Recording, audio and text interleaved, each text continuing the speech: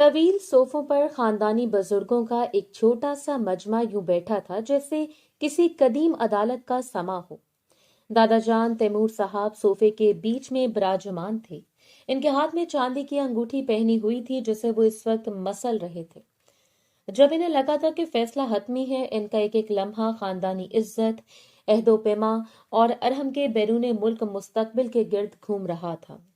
لیکن فیصلہ سنانے سے پہلے انہیں حورین کی رضامندی کا ایک سطحی سا ڈرامہ کرنا تھا۔ اسی رسمی سکوت کو چیرتی ہوئی حورین دروازے سے لرزتے نہیب قدموں کے ساتھ اندر داخل ہوئی۔ اس کی آنکھوں میں سیلاب تھا مگر چہرے پر ایک فیصلہ کن باغیانہ سختی نمایاں تھی۔ اس کا سرخ دوپٹہ کسی زخمی پرندے کی طرح اس کے شانوں سے لپٹا ہوا تھا۔ وہ سیدھی دادا جان کے قدموں میں گرنے کی بجائے صوفے سے فاصلہ برقرار رکھتے ہوئے ہچکیوں کے درمیان پھنسی ہوئی آواز میں چیخی تھی، مجھے ارحم لالا سے شادی نہیں کرنی۔ تیمور صاحب کے چہرے پر فوری غصہ ابھرا۔ یہ کیا بدتمیزی ہے حورین؟ آداب کو بھولو مت۔ حورین نے ہاتھ جوڑ دیے۔ اس کے آنسو ٹپ ٹپ گر رہے تھے مگر اب اس کی آواز میں خوف کی بجائے ایک مجبوری کی صداقت تھی۔ معافی چاہتی ہوں دادا ابو، مگر میں اپنا مستقبل برباد نہیں کر سکتی۔ وہ ارحم لالا بانجھ ہیں۔ کمرے میں جیسے بجلی گر گئی۔ تیمور صاحب کا رنگ فک ہو گیا۔ ماحول میں چھائی اس خوفناک خاموشی کو محسوس کیا جا سکتا تھا جیسے خاندان کے بڑوں کو سانپ سونگھ گیا ہو۔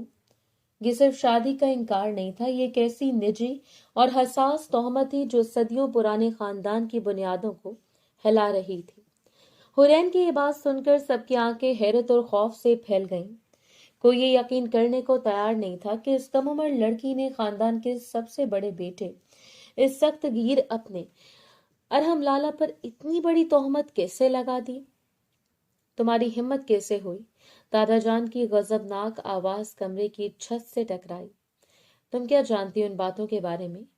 یہ کیسا گھٹیا الزام ہے؟ ٹھیک اسی لمحے جب ماحول پر طاری اس سنجیدگی نے اپنے قدم جما لیے تھے، دروازے کے عقب سے ایک گلا کھنکارنے کی آواز آئی۔ ارحم خانزادہ وہیں کھڑا تھا۔ اسے سارا منظر، آنسو اور حورین کی تہمت صاف صاف سن لی تھی۔ ارحم اندر داخل ہوا تو اس کی چال میں وہی معمول کی پختگی تھی مگر اس کے چہرے پر کوئی تاثر نہیں تھا، صرف سپاٹ سردی۔ سب اس کی طرف سوالیہ نظروں سے دیکھنے لگے جسے انتظار کر رہے ہوں کہ خاندان کی عزت پر لگنے والے اس داغ کو وہ کس طرح مٹاتا ہے۔ ارحم حورین سے چند قدم کے فاصلے پر آ کر رک گیا۔ اس کی آنکھوں میں خاموش جنونیت جھلک رہی تھی۔ تم اتنے یقین سے کیسے کہہ سکتی ہو کہ میں بانجھ ہوں؟ ارحم کی گرجدار ٹھہری ہوئی آواز پر حورین کا دل زور سے دھڑکا۔ اس کی آنکھیں ارحم کے چہرے پر جم گئیں جہاں وہ معمول کے خوفناک غصے کے بجائے ایک عجیب ٹھنڈی تجسس کو پڑھ رہی تھی۔ حورین نے خود کو سنبھالا، اب وہ پیچھے نہیں ہٹ سکتی تھی۔ اس کی آواز میں ڈر کے باوجود ایک اجلت اور گھبراہٹ کی صداقت تھی۔ میں سچ کہہ رہی ہوں۔ حورین نے نظریں جھکائے، کانپتے ہوئے کہا، کل اخبار میں ایک ریسرچ آئی تھی، وہ ریسرچ میں نے خود پڑھی تھی۔ اس نے گہرا سانس لیا جیسے کوئی آخری کوشش کر رہی ہو۔ اس ریسرچ کے مطابق سگریٹ پینے والے مرد جو زیادہ سگریٹ نوشی کرتے ہیں مردانہ بانجھپن کا شکار ہو جاتے ہیں۔ اس بات پر کمرے میں ایک لمحے کے لیے ہلکی سرگوشی کی لہر دوڑی مگر ارحم کے لب بھینچ گئے۔ اس نے اپنے ہاتھ کی انگلیوں کو اس قدر سختی سے مٹھی میں دبا لیا کہ اس کے ناخن سفید پڑ گئے۔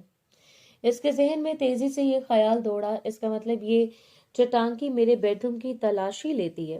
یہ صرف سنی سنائی بات نہیں، اسے ضرور کوئی ثبوت ملا ہوگا۔ میرے بیڈ کے پیچھے چھپا سگریٹ کا خالی پیکٹ یا کوئی لائٹر۔ ارحم کی آنکھوں میں ایک عقابی چمک ابھری۔ اس سے بھی یقین ہو گیا تھا کہ یہ محض بغاوت نہیں، یہ ایک سوچی سمجھی سازش تھی جس میں اس لڑکی نے اس کی نجی زندگی کی جاسوسی کر کے ایک جھوٹا ہتھیار تیار کیا تھا۔ تم نے میرے کسی نجی سامان کو چھوا؟ ارحم نے اب اپنی آواز کو مزید دھیما مگر زیادہ خطرناک بنا دیا۔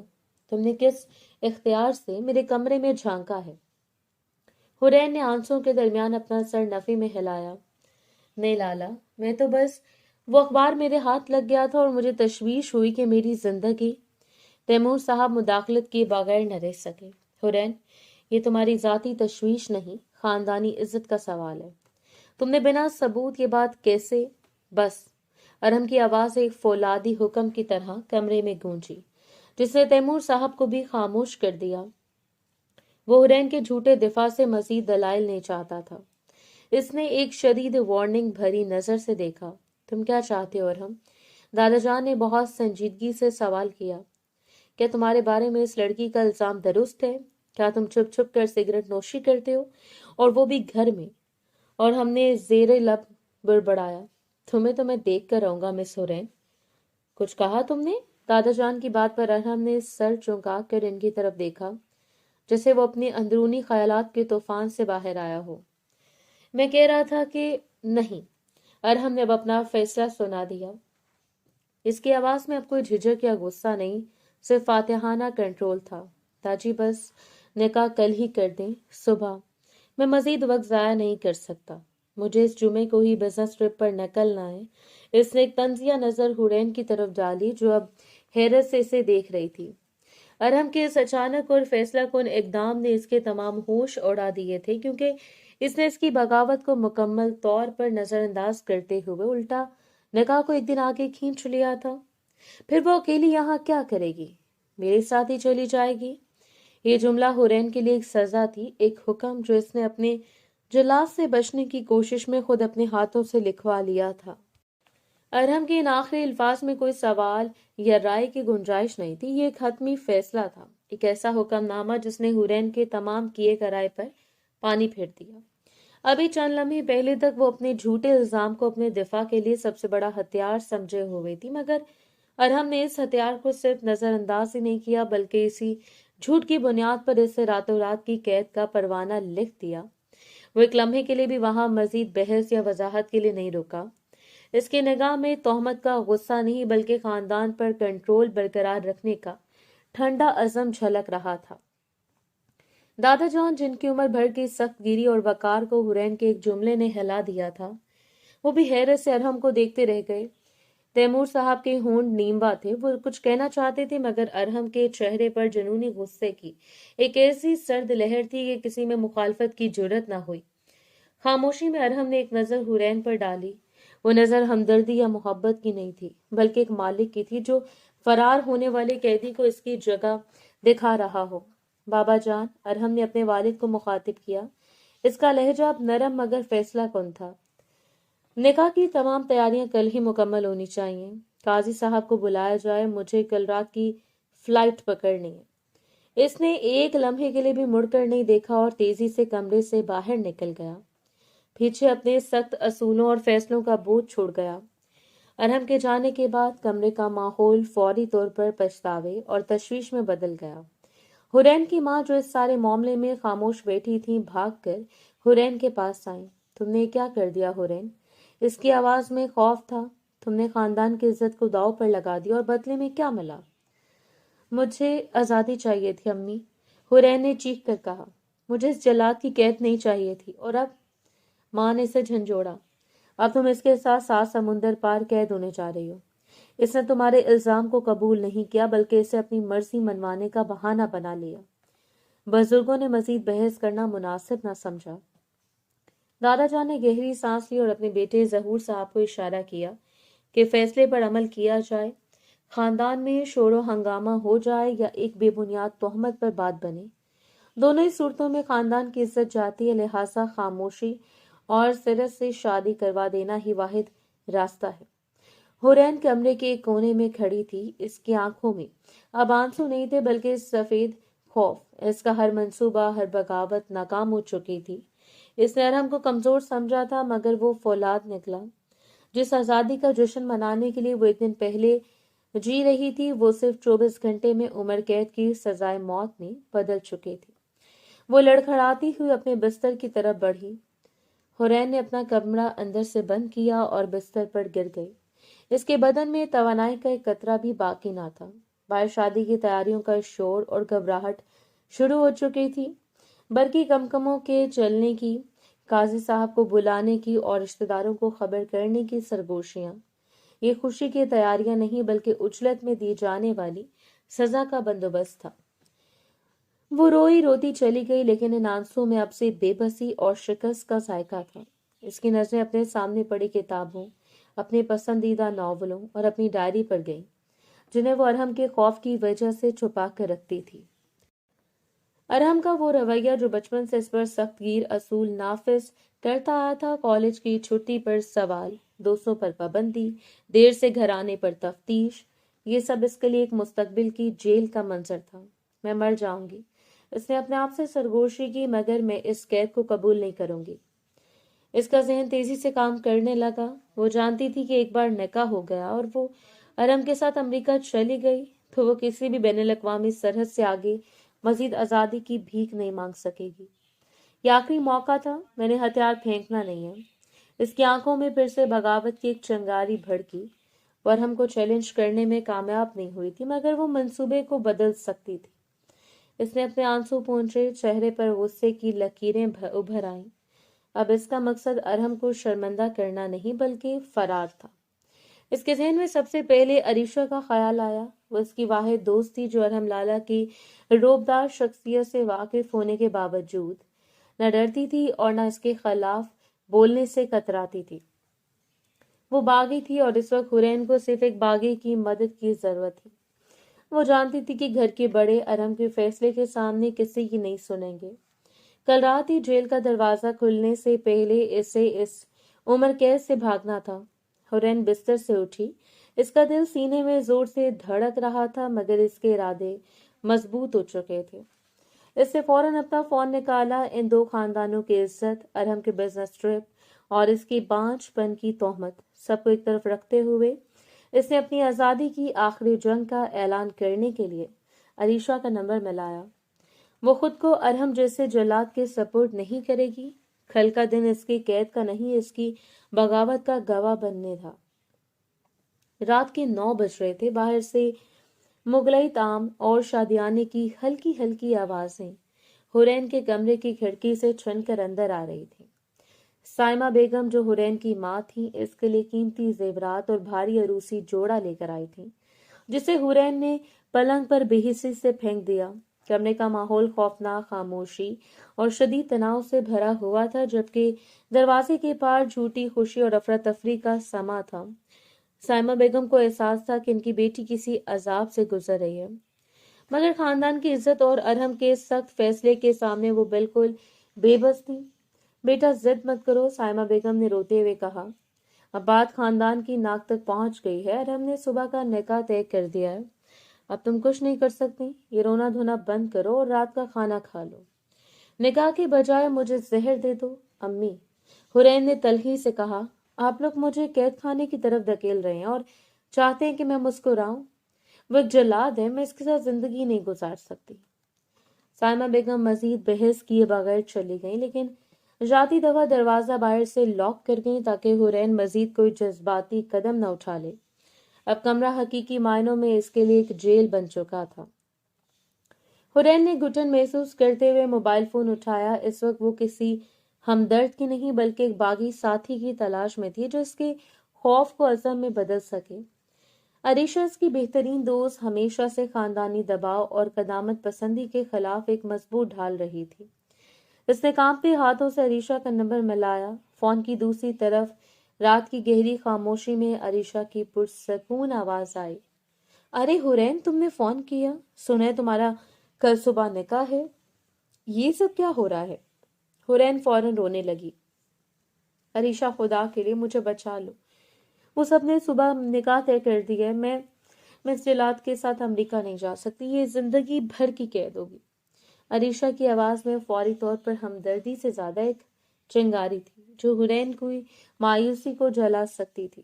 رونا بند کرو حرین، بغاوت ہمیشہ رات کے اندھیرے میں ہوتی ہے۔ اب تم بتاؤ کہ تم کیا چاہتی ہو، بیٹھ کر رو گی یا لڑو گی؟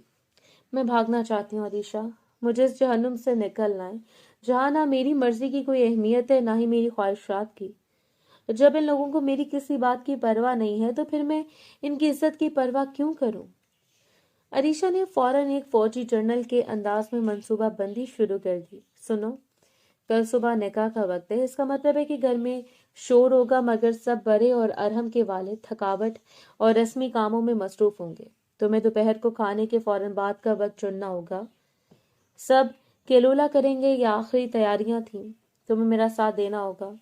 حرین نے التجا کی، تم بس میرے گھر کا راستہ جانتی ہو، تم میرے پاس آؤ گی۔ ایک بار تم میرے دروازے پر آ گئی تو ارحم لالا کی مجال نہیں کہ وہ تمہارے قریب بھی آئیں۔ عریشہ نے ایک مضبوط یقین دلایا، مگر ارحم بہت چالاک ہے، وہ فوراً مجھ تک پہنچ جائے گا۔ حرین نے خدشہ ظاہر کیا۔ یہی تو منصوبہ ہے، اسے خواب میں بھی خیال نہیں آئے گا کہ تم میرے گھر میں ہو۔ تم بس اپنا ضروری سامان ایک چھوٹے بیگ میں چھپاؤ اور اس ملازمہ کو تیار کرو جس پر تم سب سے زیادہ بھروسہ کرتی ہو۔ فون رکھنے کے بعد حرین کی آنکھوں سے آنسو غائب ہو چکے تھے اور ان کی جگہ گہرا عزم اور سازش کی چمک نے لے لی تھی۔ اسے کمرے کی تلاشی کا خطرہ تھا، لہٰذا اس نے اپنا سامان چھپانا شروع کیا۔ سب سے پہلے اس نے اپنے چھوٹے کلچ بیگ کو نکالا۔ اس میں اسے فوراً اپنی آئی ڈی کارڈ، جو اس نے بڑی مشکل سے اپنے والد کے کاغذات سے الگ کیا تھا، اپنا کالج کا اصل شناختی کارڈ اور کچھ پیسے اور تھوڑی سی جویلری ڈالی۔ یہ وہ ضروری کاغذات اور قیمتی سامان تھے جن کے بغیر وہ ایک قدم بھی نہیں چل سکتی تھی۔ اس کے بعد اس کا دوسرا کام تھا کسی وفادار معاون کو تیار کرنا۔ اس کی نظریں گھر کی سب سے پرانی ملازمہ رضیہ پر پڑی، جو بچپن سے اس کے بہت قریب تھی۔ رضیہ اس کی ماں کی بھی بہت وفادار تھی، مگر حرین کو یقین تھا کہ وہ اس کی مجبوری سمجھے گی۔ حرین نے آہستہ سے کھڑکیوں کو کھولا اور رضیہ کو اشارہ کر کے اندر بلایا۔ رضیہ کا چہرہ پہلے ہی خوفزدہ تھا، کیونکہ اس نے بھی حرین اور ارحم کے درمیان ہونے والی شدید جھڑپ کے بارے میں سن لیا تھا۔ رضیہ، تم میری مدد کرو گی؟ حرین نے براہ راست پوچھا۔ میں یہاں سے بھاگنا چاہتی ہوں، میں ارحم لالا کے ساتھ زندگی نہیں گزار سکتی۔ رضیہ فوراً رونے لگی۔ بی بی، یہ کیا کہہ رہے ہیں آپ؟ میں ارحم صاحب کو کیا جواب دوں گی؟ میں تمہیں جواب نہیں مانگ رہی، میں صرف ایک رات کی مدد مانگ رہی ہوں۔ حرین نے اس کے ہاتھ میں اپنی چھپائی ہوئی سونے کی ایک پتلی چوڑی اور کچھ نقد رقم رکھ دی۔ یہ رکھو، تمہیں بس اتنا کرنا ہے کہ کل دوپہر کو جب سب مصروف ہوں، کچن کا پچھلا دروازہ کھلا رکھنا اور گلی کے کونے پر ایک رکشہ یا ٹیکسی کا بندوبست کر دینا۔ رضیہ کی آنکھوں میں لالچ اور خوف کا ملا جلا تاثر تھا۔ سونے کی چوڑی نے اس کی وفاداری کو ڈگمگا دیا۔ وہ جانتی تھی کہ ارحم کا غصہ کیسا ہوتا ہے، مگر ایک رات کی آزادی اور یہ قیمتی تحفہ اسے کئی زیادہ پرکشش لگا۔ صاحب کو معلوم ہوا تو مجھے زندہ نہیں چھوڑیں گے، رضیہ نے سسکتے ہوئے کہا۔ معلوم نہیں ہوگا، کسی کو کانو کان خبر نہیں ہوگی۔ حرین نے اس کے کندھے پر ہاتھ رکھا۔ بس کل دوپہر کو تم میرے پاس آخری بار آ کر کہہ دینا کہ سب کچھ تیار ہے۔ سازش مکمل ہو چکی تھی۔ کمرے کی مدھم روشنی میں حرین کے چہرے پر خوف کے باوجود بغاوت اور انتقام کا ایک سرد عزم نمایاں تھا۔ بعد شادی کے گیتوں کی ریکارڈنگ چل رہی تھی، مگر حرین کے ذہن میں آزادی کی ایک ایسی دھن بج رہی تھی جس سے کل دوپہر کو اس قید خانے سے باہر لے جانے والی تھی۔ اب سب کچھ کل کے دوپہر پر منحصر تھا، جب خاندان کے سب سے بڑے بیٹے کا نکاح اور سب سے چھوٹی بیٹی کا فرار ایک ہی وقت میں ہونا تھا۔ اگلے دن دوپہر کے 3 بج چکے تھے۔ حویلی میں ہلچل اپنے عروج پر تھی۔ نکاح میں محض چند گھنٹے باقی تھے اور وقت تیزی سے دوڑا جا رہا تھا۔ گھر میں مہمانوں کا ہجوم تو نہیں تھا، کیونکہ یہ تقریب جلد بازی اور سادگی سے رکھی گئی تھی، مگر قریبی رشتہ داروں، سہیلیوں اور بیوٹیشن کا شور گونج رہا تھا۔ کچن میں دیگیں چڑھ رہی تھیں، خوشبوؤں کا ایک طوفان تھا جو باہر کی طرف ابل رہا تھا۔ گھر کی خواتین ہنسی مذاق اور آخری لمحات کی تیاریوں میں اس قدر مصروف تھیں کہ انہیں کسی کی غیر موجودگی کا شائبہ بھی نہیں ہو رہا تھا۔ حرین کا کمرہ، جہاں اسے عروسی جوڑے میں تیار ہونا تھا، اس وقت ایک خاموش جنگ کا مرکز تھا۔ وہ پلنگ کے کونے پر سہمی بیٹھی تھی۔ دل اتنی زور سے دھڑک رہا تھا کہ اسے لگا جیسے باہر کا تمام شور اس دھڑکن میں غائب ہو گیا ہو۔ اس نے عریشہ کی ہدایات کے مطابق اپنا چھوٹا سفری بیگ پہلے بستر کے نیچے چھپا دیا تھا۔ اس کے چہرے پر کسی بچے کی معصومیت نہیں، بلکہ فرار کی مجرمانہ گھبراہٹ چھائی ہوئی تھی۔ دروازہ ہلکا سا کھٹکھٹا کر رضیہ اندر آئی، جس کے چہرے پر خوف اور لالچ کا ملا جلا تاثر تھا۔ وہ جھک کر حرین کے کان میں سرگوشی میں بولی، بی بی تیاری ہو گئی ہے۔ میں نے نقد دے کر ایک پرانے رکشے والے کو گلی کی نکڑ پر کھڑا کر دیا ہے۔ اسے صرف عریشہ بی بی کے گھر کا پتہ دیا ہے۔ باورچی اور چھوٹے ملازم اب کھانا کھا کر اپنے اپنے کمروں میں تیار ہونے لگے ہیں۔ वक्त है बीबी, मालिक साहब भी ऊपर वाले कमरे में गए हैं। हुरैन ने गहरा सांस लिया, जैसे डूबने वाले कोई शख्स आखिरी बार हो अपने अंदर भरता है। शुक्रिया रजिया, अगर मैं कामयाब हो गई तो तुम्हारा एहसान कभी नहीं भूलूंगी। इसने खामोशी से अपना सादा गहरा नीले रंग का बुर्का निकाला और जल्दी से पहन लिया। बुर्के के अंदर इसने अपने सारे कागजात और कीमती सामान वाला छोटा बैग कंधे में डाल लिया। वो इस हद तक एहतियात कर रही थी कि इसने अपना मोबाइल फोन भी वहीं मेज पर छोड़ दिया, ताकि अगर अरहम फोन का ट्रेस करे तो इसे गुमराही में डाल सके। दरी असना हवेली के बलाई हिस्से में अरहम का कमरा खामोश और पुरसकून था। वहीं पर वो बड़े इत्मीनान से तैयार हो रहा था। खिड़की के शीशे से नीचे नजर डालते हुए वो देख सकता था कि बागीचे में लोग गहमा गहमी कर रहे हैं। इससे सफेद शेरवानी को बड़ी नफासत से जेबतन किया, जिसका कॉलर खड़ा और सख्त था। वो शादी के हवाले से जज्बाती नहीं था, बल्कि यह निकाह इसे सिर्फ खानदान की इज्जत और अपने कंट्रोल की एक अलामत था जो इसे साबित करना थी। इसने आईने में खुद को देखा। इसके चेहरे पर वही ठंडी संजीदगी और जुनूनी अज़म था जो कल रात हुरैन की बगावत पर इसने जाहिर किया था। इसका छोटा कजन बिलाल दरवाजा खटखटा कर अंदर आया। लाला, आप तो कमाल लग रहे हैं, निकाह के लिए तैयार हो गए? अरहम ने धीमी हुक्मी आवाज में जवाब दिया। बाहर का माहौल कैसा है? सब कुछ ठीक है? बिलाल ने खुशी से कहा, सब ठीक है, नीचे खुशी का माहौल है, हर कोई आपको मुबारकबाद दे रहा है। बस साइमा खाला कुछ परेशान लग रही थी, शायद हुरैन को रुखसती की वजह से रोना आ रहा होगा। अरहम की होंठों पर एक सर्द हल्की सी मुस्कुराहट नमूदार हुई, जिसे इसने फौरन छुपा लिया।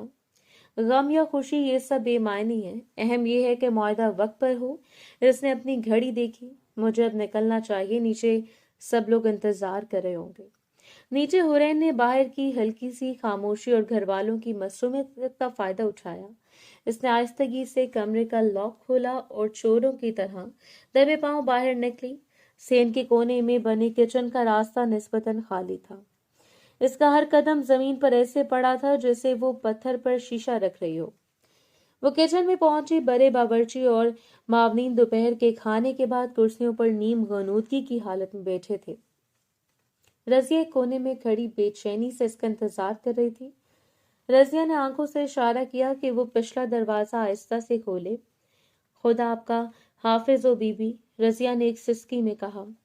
हुरैन ने सर हिला दिया और अंधेरे तंग पिछले रास्ते से बाहर निकली, जो कूड़े क्रिकेट और पुरानी चीजों से भरा हुआ था। जैसे वो हवेली के चार दीवारी से बाहर खुली गली में पहुंची। ऐसे लगा जैसे वो पहली बार आजाद हवा में सांस ले रही हो। गली की नुक्कड़ पर एक पुराना रिक्शा खड़ा था, जिसका ड्राइवर एक बूढ़ा शख्स था। अरीशा बीबी का घर। हुरैन ने कांपते हुए हुक्म दिया। रिक्शा तेजी से आगे बढ़ा। हुरैन ने एक लम्हे के लिए भी मुड़कर पीछे नहीं देखा। इसके दिल ने चीख कर कहा, आजादी मैंने कर लिया। दोपहर का वक्त था। मेहमानों ने हवेली में आना शुरू कर दिया। साइमा बेगम अपने चेहरे पर मसनूई मुस्कुराहट सजाए बड़े कमरे में आई और ब्यूटिशियन को हुरैन के कमरे में भेजने के लिए इशारा किया। हुरैन को ले आओ, इससे अब तैयार होना है, साइमा बेगम ने ब्यूटिशियन से कहा। ब्यूटिशियन ने दरवाजा खटखटाया, फिर धीरे से दरवाजा खोलकर अंदर देखा, जहां हुरैन मौजूद नहीं थी। बाजी, वो तो अंदर नहीं है। साइमा बेगम का चेहरा फौरन पीला पड़ गया। शायद वॉशरूम गई होगी, देखो। मगर जब वॉशरूम भी खाली मिला तो हर आसानी का तूफान इनके दिल में उठा। इन्होंने अलमारी देखी, कुछ कपड़े गायब थे। मेज पर मोबाइल पड़ा था, मगर हुरैन गायब थी। साइमा बेगम की चीख पूरे हाल में गूंजी, हुरैन कहाँ गई?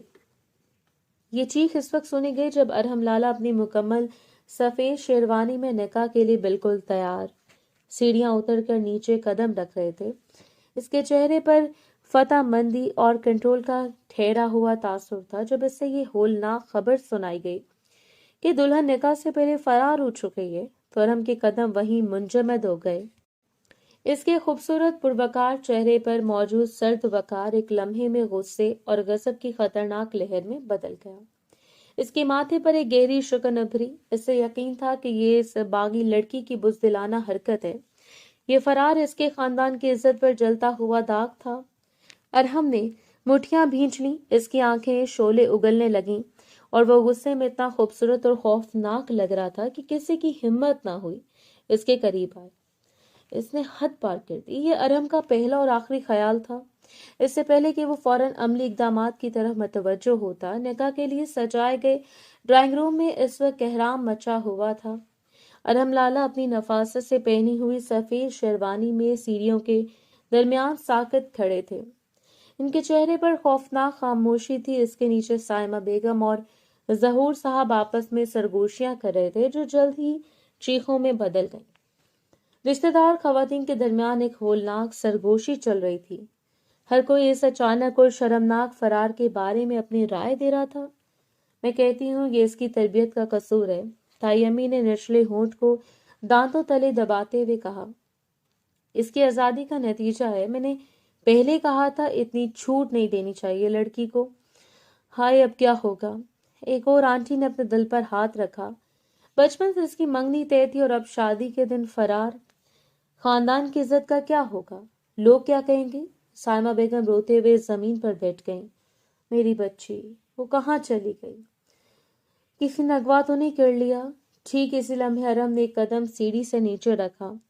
ये सिर्फ एक कदम नहीं था, बल्कि एक हुक्म था। बस इनकी गरजदार सर्द आवाज ने तमाम शोर को ऐसे काट दिया जैसे बिजली की तलवार। एक लफ्ज भी मजीद किसी की जुबान से ना निकले। आप सबको मेरी बात सुननी होगी। फौरन इनकी आंखों में वो जुनूनी ताकत और जलादाना अज़म था कि तमाम खवातीन फौरन खामोश होकर इन्हें देखने लगी। साइमा बेगम का रोना भी सिसकियां बनकर रह गया। जहूर साहब, आप वालिद साहब को संभालें। कोई भी शख्स कोई भी इस कमरे से बाहर कदम नहीं रखेगा जब तक कि मैं न कहूं। अरहम ने अपने वालिद को मुखातिब किया। और आप सब, इसने खवातीन की तरफ देखकर कहा, अपने मुंह बंद रखें। अगर ये बात बाहर निकली कि दुल्हन निकाह से भागी है तो मैं खानदान में मौजूद हर फर्द को जिम्मेदार ठहराऊंगा। अरहम अब कमरे में मौजूद हर ताकतवर फर्द से ज्यादा ताकतवर लग रहा था। वो सीधे किचन के रास्ते की तरफ बढ़ा जहां अफवाहों के मुताबिक हुरैन गायब हुई थी। वहां रजिया पुरानी मुलाजमा किचन के दरवाजे के पास डरी सहमी बैठी थी। अरहम इनके सामने खड़ा हो गया। इसकी शेरवानी की नफासत और इसका वकार रजिया के लिए मौत का फरिश्ता बन गया। तुमने देखा? अरहम ने पूछा। आवाज धीमी थी मगर चांदी की तरह तेज। रजिया ने डर के मारे सरनफी में हिला दिया। नहीं साहब, झूठ मत बोलो। अरहम ने अपने हाथ की उंगलियों को इसके चेहरे के करीब किया। हुरैन वहीं मोबाइल छोड़कर गायब हुई। मुझे तमाम घर के दाखिली रास्तों की मालूमात है। दरवाजा लॉक था। सिर्फ 2 रास्ते थे, सामने या पीछे का दरवाजा। तुम यहीं बैठी थी? रजिया का खौफ इसे दबोच गया। इसने अरहम के कदमों में गिरने की कोशिश की। साहब, मुझे माफ कर दें। बीबी ने मुझे मजबूर किया था। मजबूर? अरहम के होंठों पर हकारत की लहर आई। इसे तुम्हें किस लालच में मेरे खिलाफ किया? सोने की चूड़ी और कुछ पैसे। रजिया ने रोते हुए सारा सच उगल दिया। इसने इससे पीछे का दरवाजा खुलवाकर बाहर से रिक्शे का इंतजाम करवाया और वो अपनी सहेली अरीशा बीबी के घर गई हैं। अरीशा का नाम अरहम की आंखों में एक शदीद चमक आई। ये वही नाम था जिसके बारे में हुरैन के कॉलेज के दिनों में इसे कई बार शिकायतें मिली थीं कि वो हुरैन को बगावत पर उकसाती है। तुम्हें जिंदा रहने की इजाजत सिर्फ इसलिए मिली है कि तुमने सच बोल दिया। अरहम ने सर्द लहजे में कहा, अभी भी यहीं रहो, और अगर तुमने किसी को अरीशा का नाम बताया तो इसका अंजाम तुम्हारे लिए इस सोने की चूड़ी से ज्यादा महंगा होगा। अरहम फौरन मुड़ा और अपने कमरे की तरफ बढ़ा। इसने अपनी जेब से कार की चाबियां निकाली और अपनी नफासत से बने हॉल से निकलने लगा। अरहम, तुम कहाँ जा रहे हो? तैमूर साहब ने परेशानी से पूछा। मैं अपनी चीज वापस लेने जा रहा हूँ। अरहम ने पलट कर कहा, ये सब अब मेरी गैरत का मामला बन गया है। वो ये नहीं समझती कि ये खेल इसने मेरे साथ शुरू किया है और इसका इख्तिताम अब मैं करूंगा। अरहम अपनी शेरवानी में मलबूस इस घर से बाहर निकला जहां एक निकाह की तकरीब सोग में बदल चुकी थी। इसने अपनी स्याह लग्जरी कार का दरवाजा खोला और बगैर किसी ताखिर के गाड़ी स्टार्ट कर दी। शाम की गलियों और सड़कों पर अरहम की तेज रफ्तार गाड़ी अंधेरे में एक सफेद धब्बे की तरह भाग रही थी। वो अपनी शादी की शेरवानी में मलबूस था। ये एक दूल्हा जो अपनी दुल्हन को लाने नहीं बल्कि एक मगरूर कैदी को दोबारा पकड़ने जा रहा था। शहर की भीड़, रश और आम लोगों की जिंदगी इसके लिए बेमायनी थी।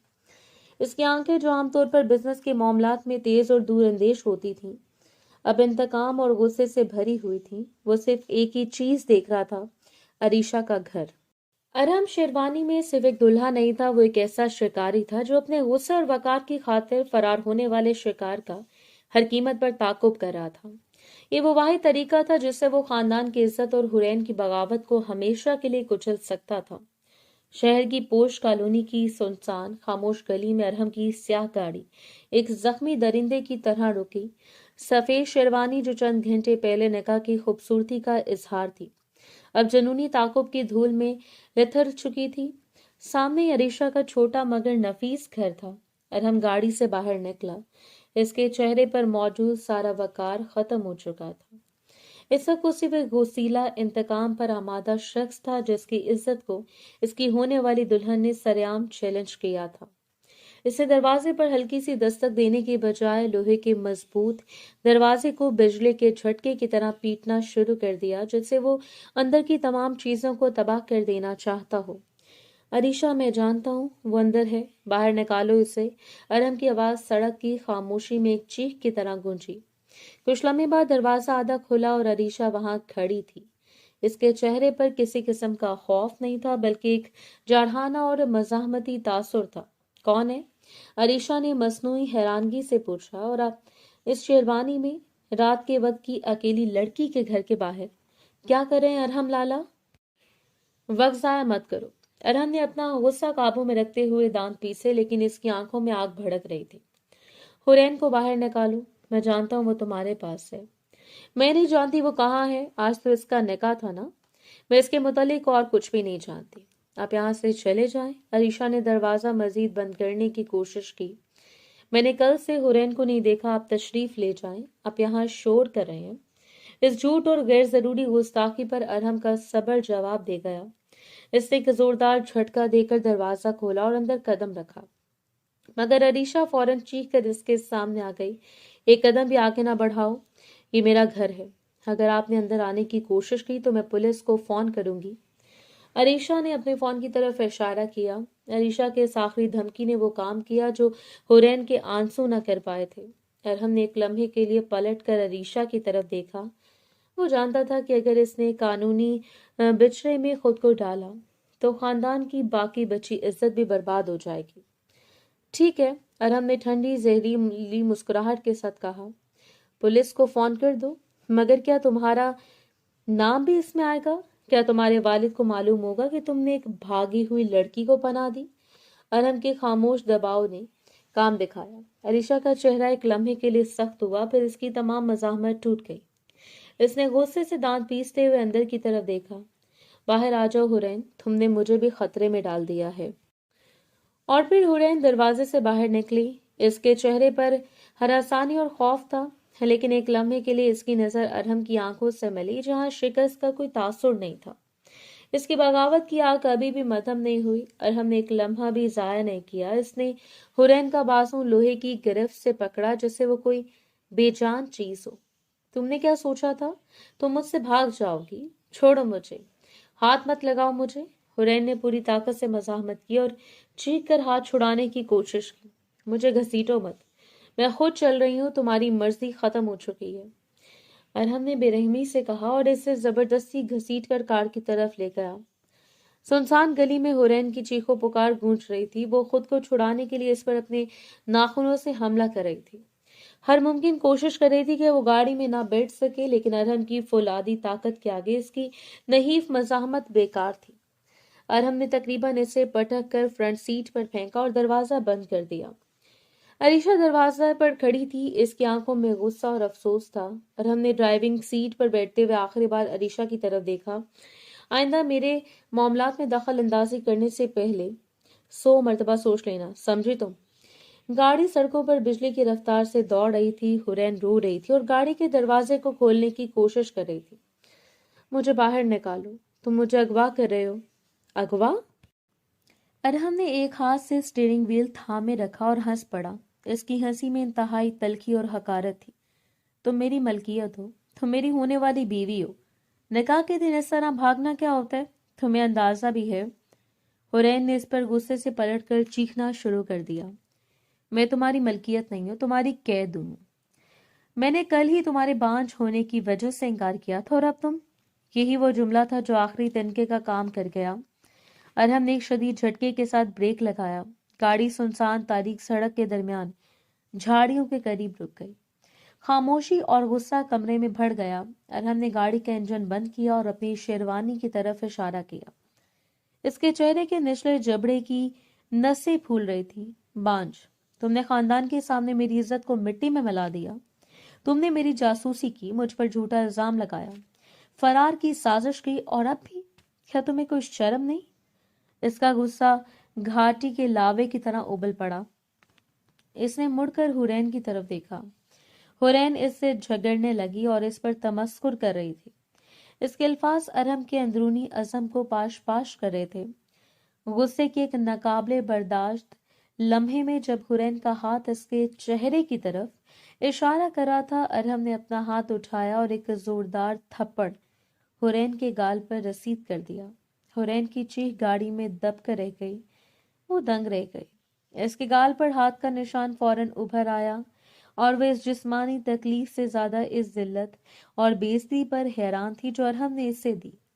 इसकी आंखों से बेतहाशा आंसू बहने लगे। अरहम ने खुद भी आंखें बंद कर ली। वो खुद पर हैरान था कि इसने अपनी जिंदगी में पहली बार किसी खातून पर हाथ उठाया था। इसके हाथ कांप रहे थे। शेरवानी में मलबूस दूल्हा अब इंतकाम के जुनून में डूबा हुआ था। ये शदीद जज्बाती तसादुम इस नुक्ता अरूज पर पहुंचा था जहां तमाम रिश्तों का एहतराम खत्म हो चुका था। हुरैन की चीख और फिर मुकम्मल खामोशी ने गाड़ी के अंदर का माहौल मुंजमद कर दिया। सड़क की तारीकी और खामोशी में थप्पड़ की आवाज की गूंज अरहम के कानों में भी बहुत देर तक सुनाई देती रही। वो फौरन अपने फल पर शदीद शर्मिंदगी और वहशत का शिकार हो गया। इसके हाथ में एक लर्जिश थी और इसका सारा गुस्सा एक पल में गहरे पछतावे में बदल गया। ये वो अरहम नहीं था जो खुद को एक पुख्ता काबू में रखने वाला शख्स समझता था। इसने ना सिर्फ अपने गुस्से का इजहार कर दिया बल्कि इसने एक ऐसी लड़की पर हाथ उठाया था जिसे वो अपने खानदान की इज्जत और वकार का हिस्सा समझता था। वो फौरी तौर पर अपने हाथ को सीट से हटाकर दूर ले गया, जैसे हुरैन को छूने से जैसे बिजली का झटका लगाओ। इसने कपकपाते हाथों से गाड़ी का दरवाजा खोला और फौरन बाहर निकल गया। वो शेरवानी में मलबूस रात के अंधेरे में सड़क के किनारे खड़ा हो गया, हुरैन से एक महफूज फासला इख्तियार करते हुए जैसे वो खुद से भी दूर रहना चाहता हो। हुरैन गाड़ी के अंदर बैठी हुई अपने सूजे हुए गाल पर हाथ रखे आंसू के साथ साथ एक होलनाक सुकून भी महसूस कर रही थी। इसने पहली बार अरहम को कमजोर होते, हैरान होते और खुद से खौफजदा होते हुए देखा था। अरहम गाड़ी की छत पर झुका और अपनी शेरवानी के कफ को सख्ती से पकड़ लिया। इसकी आवाज अब हुक्म नहीं थी बल्कि एक टूटे हुए इतराफ का अक्स थी। मैं अपने आप खो बैठा। इसने बमुश्किल कहा, मुझे ऐसा नहीं करना चाहिए था, मुझे अफसोस है हुरैन, बहुत अफसोस है। इसके सच्चे और गैर मुतवक्को पछतावे ने हुरैन की तवील अरसे से जमा शुदा नफरत को जुबान दे दी। अब इसे मजीद कोई डर नहीं था। वो अरहम के इस अचानक इंसानी रूप से खौफजदा नहीं हुई बल्कि ये वो लम्हा था जब वो अपनी सारी तकलीफ बयान कर सकती थी। हुरैन ने तेजी से गाड़ी का दरवाजा खोला और बाहर निकली। इसने अपनी आंखों से आंसू साफ किए और सीधी अरहम के सामने खड़ी हो गई। वो अब डर कर बात नहीं कर रही थी बल्कि एक मजलूम कैदी की तरह जो अपने जल्लाद को ललकार रही हो। क्या फायदा इस अफसोस का? हुरैन ने चीख कर कहा। आपको अपनी ताकत, अपनी इज्जत, अपनी अना से कभी अफसोस नहीं होता? आप सिर्फ इस बात पर शर्मिंदा है कि आपने अपना कंट्रोल क्यों खो दिया? इसने अपना सूजा हुआ गाल अरहम की तरफ किया और इसकी आवाज में अब सिसकियां नहीं बल्कि गुस्से की लहर थी। मैं भागी क्यों? कभी सोचा आपने मैंने झूठा इल्जाम क्यों लगाया? इसके लिए क्योंकि आपने मेरी जिंदगी को कैद बना दिया था। आप हमेशा कहते थे कि मैं तुम्हारी हिफाजत कर रहा हूं, मगर आप हकीकत में मुझे मिटाना चाहते थे। हुरैन ने गहरा सांस लिया और हकीकी शिकायतों का आगाज किया जो बरसों से इसके दिल में दफन थी। आपको याद है जब मैं छोटी थी और मैंने एक डायरी लिखी थी? आपने वो डायरी पढ़कर मुझ पर तनकीद की थी कि मैं बचकाना ख्वाब देखती हूँ। आप मेरी हर बात, मेरे हर कदम पर जासूसी करते रहे। हुरैन ने अपनी आवाज को मजीद बुलंद किया। आपने मेरे ہر دوست پر پابندی لگائی. عریشہ کو بھی آپ نے دھمکیاں دی تھی کہ وہ مجھ سے دور رہے. آپ کو ہمیشہ لگتا تھا کہ میں ایک نادان بچہ ہوں جسے آپ اپنے مستقبل کے بزنس پلان کے مطابق ڈھال سکتے ہیں. آپ نے مجھے کبھی ایک عقل مند فرد نہیں سمجھا جس کی اپنی مرضی ہو سکتی ہے. حورین اپنے دل کا غبار نکال رہی تھی. میں نے آپ سے نفرت کرنا شروع کر دیا تھا ارحم لالا. میں آپ سے خوفزدہ تھی. آپ کو کیا لگتا ہے میں آپ کے ساتھ شادی کے بعد امریکہ میں کیا کرتی؟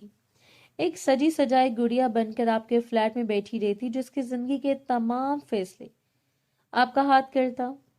ارحم خاموشی سے سنتا رہا. اس نے ایک بار بھی مداخلت نہیں کی.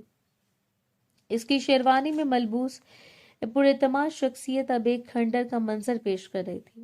حورین کے لفظ خاص طور پر میں نے آپ سے نفرت کرنا شروع کر دیا تھا. اس کے سینے میں تیر کی طرح پیوست ہو گئے.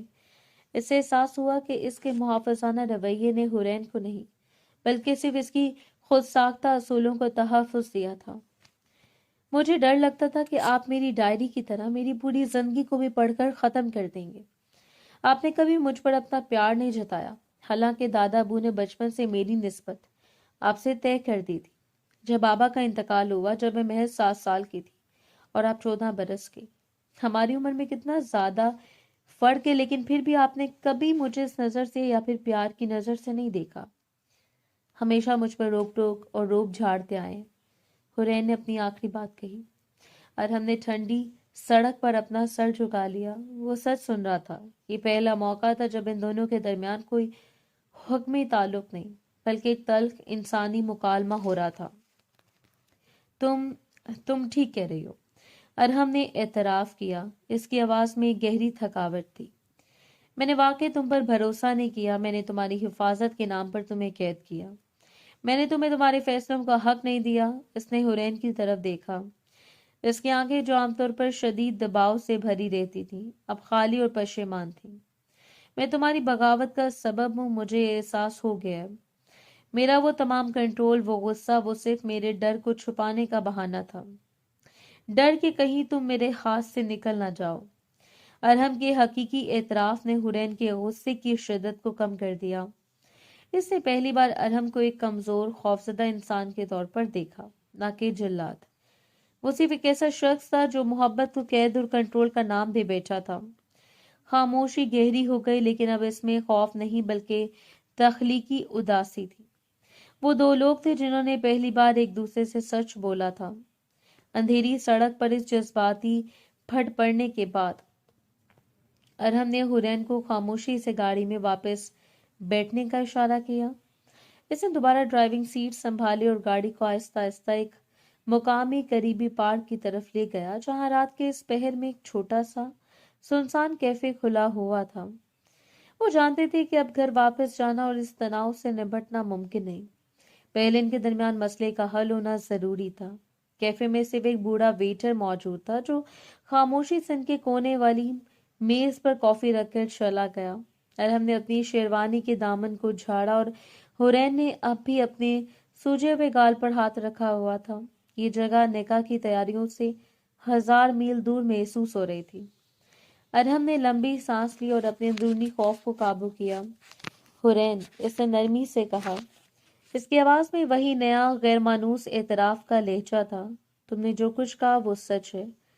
میں نے تمہیں کبھی ایک برابر کا انسان نہیں سمجھا. میرے نزدیک تو میری ذمہ داری اور میرے کنٹرول کا حصہ تھی. اس نے کافی کا کپ اٹھایا اور پھر واپس رکھ دیا. اب میں ایک معاہدہ پیش کر رہا ہوں. حورین نے شک بھری نظروں سے اسے دیکھا. معاہدہ؟ کیا آپ پھر سے کوئی نیا جیل کا قانون نافذ کرنے جا رہے ہیں؟ نہیں. ارحم نے نفی میں سر ہلایا. یہ تمہاری آزادی کی قیمت ہوگی. ارحم نے میز پر اپنے ہاتھ رکھے اور حورین کی آنکھوں میں دیکھا. اس کی آنکھوں میں اب عزم تھا مگر اس بار یہ جلادانہ کنٹرول نہیں بلکہ حقیقی تلافی کا عزم تھا. تم نے میرے گھر کی عزت کو داؤ پر لگا دیا. میں نے تمہیں شدید تکلیف پہنچائی. ہم دونوں ہی قصوروار ہیں. اگر ہم اس معاملے کو آج رات ہی خاندان کے سامنے لے جاتے ہیں تو ہمارے خاندان کی برسوں کی وقار مٹی میں مل جائے گی. تم نے جن بزرگوں کے سامنے یہ الزام لگایا وہ سب رسوا ہوں گے. میرے والدین تمہیں تمہاری والدہ. ارحم نے بات جاری رکھی. ہم دونوں نے جو بھی کیا اس سے ہم فرار نہیں ہو سکتے، لیکن ہم مل کر اپنے خاندان کو اس شرمندگی سے بچا سکتے ہیں۔ کیسے؟ حرین نے سرد مہری سے پوچھا۔ تم نکاح قبول کرو، ارہم نے براہ راست پیشکش کی۔ ہم کل صبح کی فلائٹ پکڑیں گے اور سیدھا امریکہ جائیں گے۔ وہاں پہنچ کر میں تمہیں مکمل آزادی دیتا ہوں۔ کیسی آزادی؟ حرین کو شک ہوا، کیا آپ پھر سے میری زندگی اپنے کنٹرول میں لے لیں گے؟ ارہم نے گہری نظروں سے اسے دیکھا۔ نہیں، امریکہ میں تمہاری زندگی تمہاری اپنی ہوگی، تم جہاں چاہو گی رہو گی، میں تمہارے لیے ایک الگ اپارٹمنٹ لے کر دوں گا، تمہاری تعلیم، تمہارا کریئر، تمہارے دوست، تمہاری مرضی ہوگی، مجھ سے کوئی پوچھ گچھ نہیں ہوگی۔ اس نے مزید وضاحت کی، یہ نکاح صرف نام کا ہوگا، خاندان کی عزت بچانے کا پردہ۔ میں تمہاری مرضی کے خلاف تمہارے قریب نہیں آؤں گا، جب تک تم خود نہ چاہو۔ ہم صرف شریک حیات کہلائیں گے، اس سے زیادہ کچھ نہیں۔ اگر تم مجھ سے شادی نہیں کرتی تو کل کو دادا ابو تمہاری شادی کسی اور سے کر دیں گے، اور تم نہیں جانتی کہ آنے والا انسان تمہارے ساتھ کیا سلوک کرے گا۔ لیکن میں تمہیں یہ یقین دلاتا ہوں کہ میرے ساتھ نکاح کر کے تم اپنی مرضی کی زندگی گزار سکتی ہو، تم جیسا چاہو رہ سکتی ہو، جو چاہو کر سکتی ہو۔ لیکن اگر میں نے اس رشتے میں اپنے قدم پیچھے کر لیے تو کوئی اور تم سے شادی کر لے گا، اور دادا ابو مزید تمہیں اس گھر میں نہیں بٹھائیں گے، کیونکہ تم ایک دفعہ اس گھر سے نکاح کے وقت بھاگ گئی ہو۔ حرین حیرت سے اسے دیکھ رہی تھی۔ کیا وہی جلاد تھا جو اس وقت اس کے سامنے بیٹھا تھا؟ یہ ایک ایسا سودا تھا جس میں وہ خاندان کی رسوائی کے بدلے اپنی آزادی حاصل کر سکتی تھی۔ یہ خطرناک جوا تھا، مگر اسے امریکہ میں مکمل آزادی مل رہی تھی جو اسے یہاں کبھی نہیں مل سکتی تھی۔ مجھے یقین نہیں آ رہا، حرین نے کہا۔ آپ آج بھی کہہ سکتے ہیں کہ آپ اس بانچ پن کے جھوٹ کا بدلہ کسی بھی طرح لے سکتے ہیں۔ ارہم نے سر نفی میں ہلایا۔ کل کا ارہم کل کا تھا جو اپنے غصے اور کنٹرول کا غلام تھا۔ میں نے تمہیں جو تکلیف دی اس نے مجھے بدل دی ہے۔ میں تمہیں یہ معاہدہ کسی لالچ یا بدلے کے لیے نہیں، بلکہ اس گناہ کا کفارہ ادا کرنے کے لیے دے رہا ہوں جو میں نے تم پر ہاتھ اٹھا کر کیا۔ اس نے مزید کہا، اس کا لہجہ اب منت کا تھا۔ تمہارا فرار میرے لیے خاندان کی توہین تھا، مگر تمہارا یہ اعتراف کہ میں تمہیں قید کرا تھا میرے لیے میری ذات کی توہین تھا۔ میں چاہتا ہوں کہ تم مجھے ایک موقع دو، بلکہ اس نکاح کو ایک موقع دو، تاکہ میں ثابت کر سکوں کہ میں تمہارا جلاد نہیں بلکہ تمہارا محافظ بن سکتا ہوں جو تمہاری آزادی کی بھی حفاظت کرے۔ حرین نے سوچا، پھر جواب دیا، مجھے ایک شرط منظور ہے۔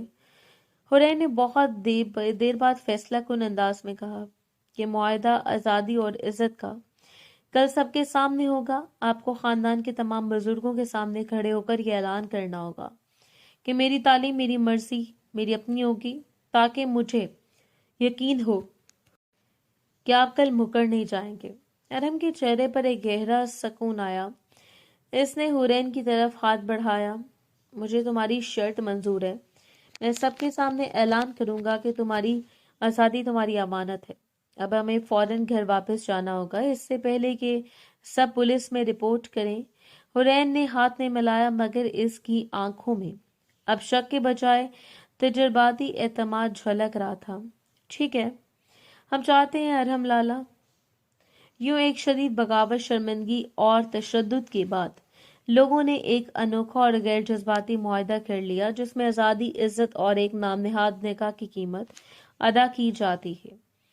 سرد رات کی تاریکی میں ارہم کی سیاہ گاڑی ایک بار پھر حویلی کے مرکزی گیٹ سے اندر داخل ہوئی۔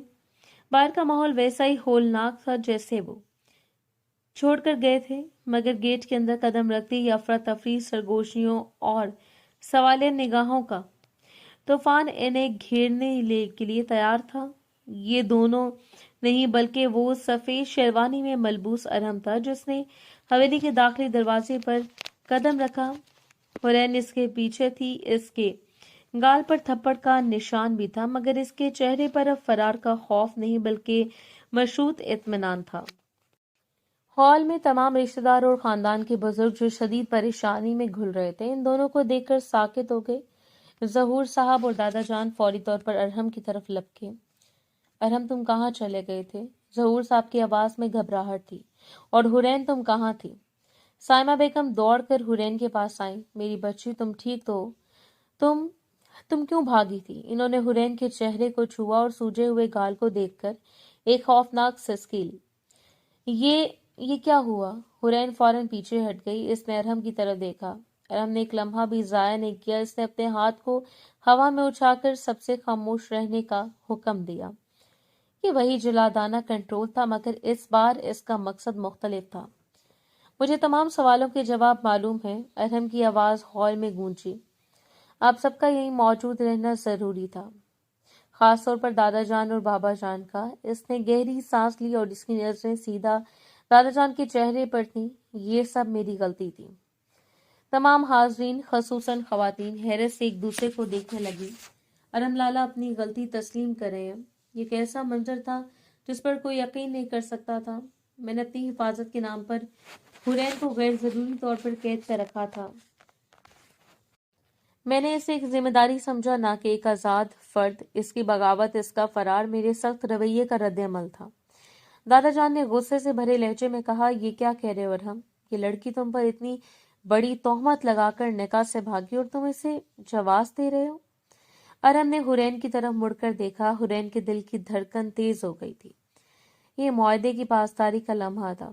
इसे नजरों नजरों में अरहम को याद दिलाया कि इसे अपना वादा सबके सामने दोहराना है। अरहम ने हुरैन के सूजे हुए गाल पर पड़ने वाले अपने हाथ के निशान पर एक सेकंड के लिए नजर डाली। अब बराह रास्त तमाम बुजुर्गों, खानदान के मर्दों और औरतों को मुखातिब किया। मेरे वालिद, मेरे बुजुर्गों और मेरी वालदा। हुरैन ने निकाह के लिए एक शर्त रखी और मैं आज सबके सामने इस शर्त को कबूल करता हूँ, ताकि इसे यकीन हो जाए कि मैं अपने वादे से नहीं फिरूंगा। इसकी आवाज एक हाकमाना ऐलान की तरह गूंजी।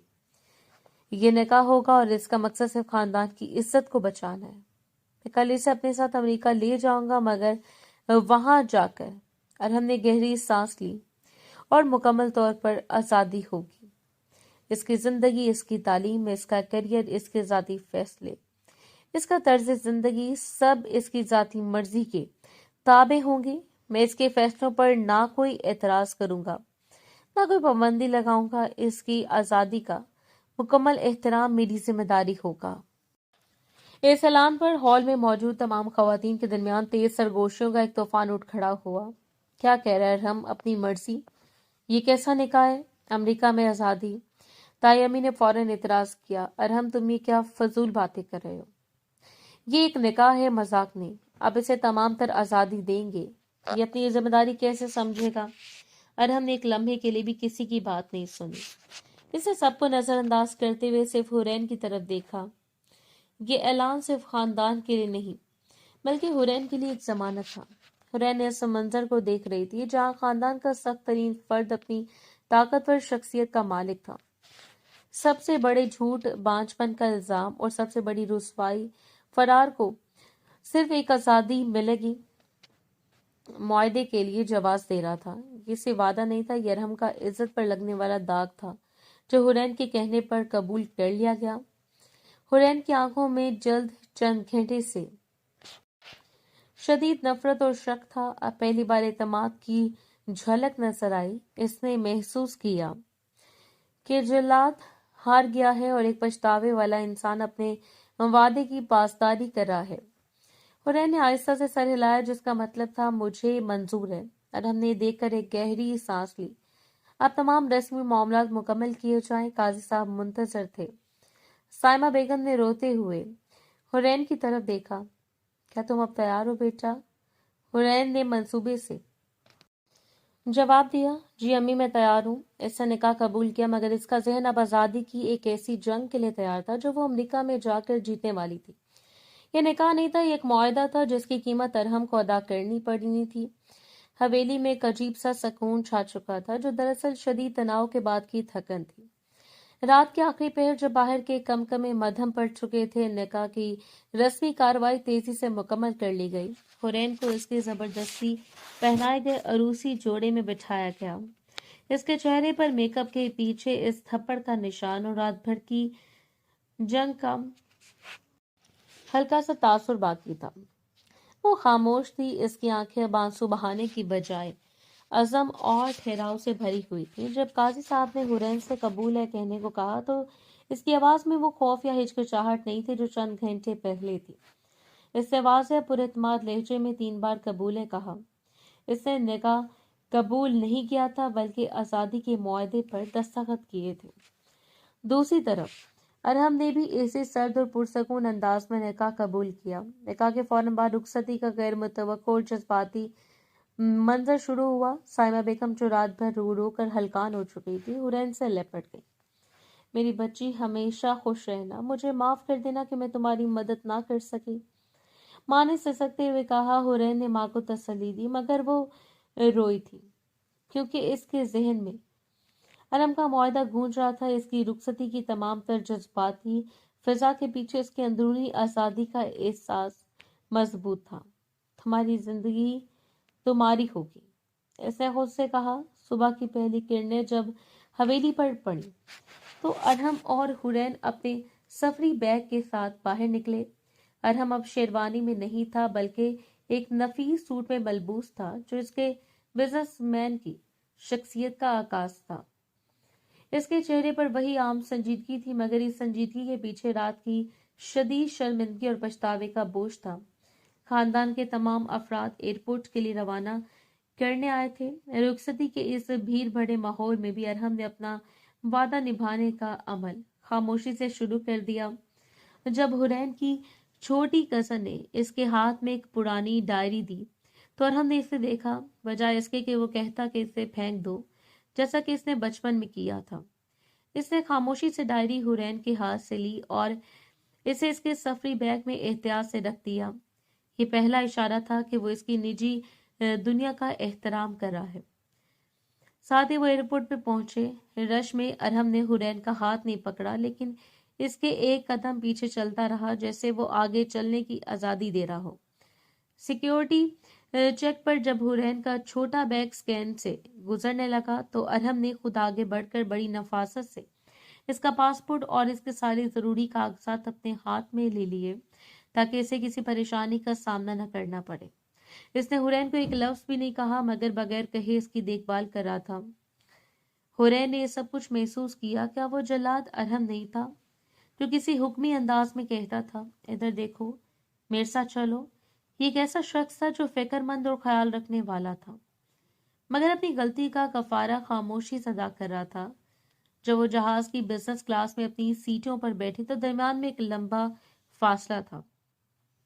ارحم نے فوراً اپنے لیپ ٹاپ پر کام شروع نہیں کیا۔ وہ خاموش بیٹھا رہا اور پھر دھیمی آواز میں صرف ایک جملہ کہا، تمہیں بھوک لگی ہوگی، میں نے تمہاری پسند کی لائٹ سینڈوچ منگوا دیے ہیں۔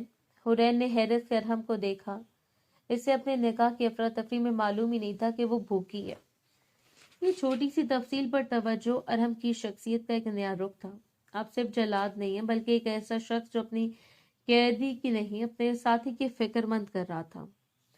طویل سفر کے دوران حرین نے ارحم کو پہلی بار گہری نظر سے دیکھا۔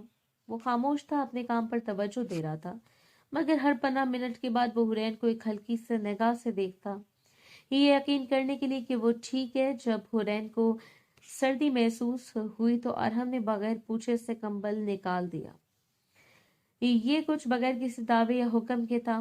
حرین کے دل میں موجود برسوں کی نفرت اب نرمی اور تجسس میں بدل رہی تھی۔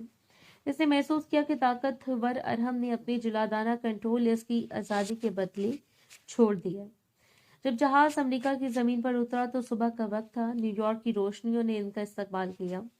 ارحم نے سامنے لیتے ہوئے حرین کی طرف مڑ کر دیکھا، تمہیں تمہاری آزادی مبارک ہو۔ ارحم کے چہرے پر ہلکی سی پہلی بار سجی مسکراہٹ آئی۔ اس نے اسے ایک الگ چابی دی، ایک اپارٹمنٹ کی چابی جو صرف حرین کے لیے تیار کیا گیا تھا۔ اس نے کوئی سوال نہیں کیا وہ کیا کرے گی، کہاں جائے گی، بس اتنا کہا جب تمہیں ضرورت ہو مجھے فون کر دینا۔ حرین نے چابی ہاتھ میں لی۔ یہ صرف چابی نہیں تھی، یہ نئے ملک میں اس کی آزادانہ زندگی اور خوشگوار زندگی کی ضمانت تھی۔ ان کا سفر اب ایک تلخ زبردستی کے نکاح سے شروع ہوا تھا مگر اب وہ ایک مشروط آزادانہ رشتے کی جانب بڑھ رہے تھے۔ جلاد رخصت ہو چکا تھا اور محافظ نے اپنی شروعات کر دی تھی۔